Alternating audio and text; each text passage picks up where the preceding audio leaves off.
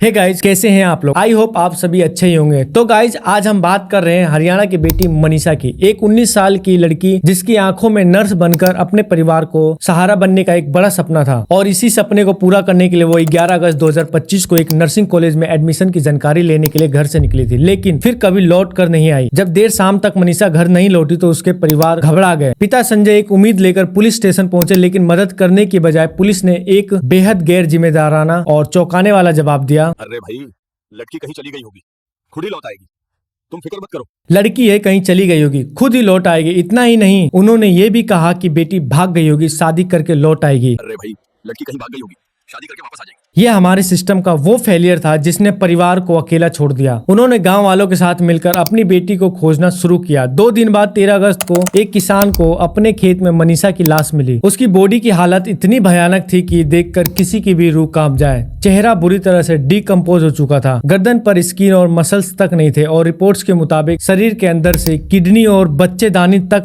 को निकाल लिया गया था। गाइज, इस दर्दनाक खुलासे के बाद पुलिस ने केस को दिखाने की कोशिश की। उन्होंने मनीषा के बैग से एक नोट मिलने और शरीर में जहर होने का दावा किया, लेकिन परिवार और गांव वालों ने इस थ्योरी को बिल्कुल रिजेक्ट कर दिया। उनका एक ही सवाल था, अगर ये जहर था तो शरीर के साथ इतनी दर्दगी कैसे हुई।